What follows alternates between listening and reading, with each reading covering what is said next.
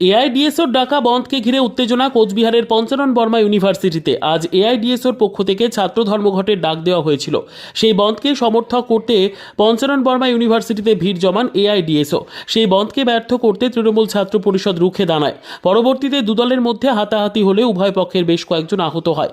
পরবর্তীতে মহারাজা Jitendra Narayan medical college ও হাসপাতালে প্রাথমিক চিকিৎসার পর ছেড়ে দেওয়া হয়। পুরো ঘটনার তদন্ত চালাচ্ছে কোচবিহার কোতোয়ালি থানার পুলিশ।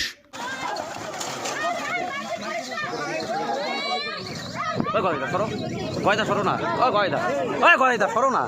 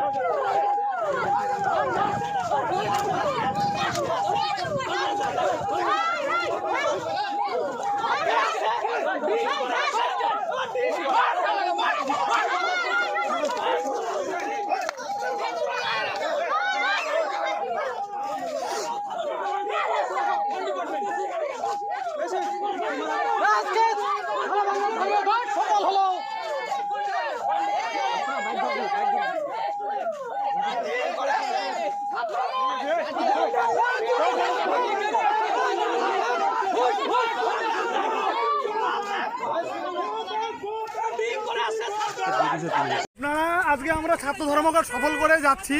আজকে এখন 11:30 বাজে, এখনো ক্লাস শুরু হয়নি।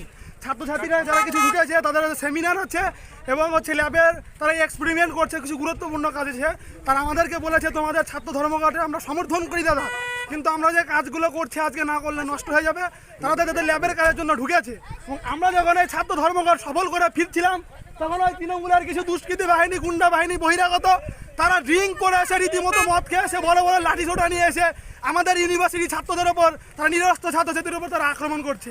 আজকে তারা ছাত্রছাত্রীদের জনরসে পড়ে তারা পরে পালিয়েছে। আমরা ধিক্কার জানাই এই টিএমসিপি কে, শ্যাম টিএমসিপি, সুনির্মল অধিকারী।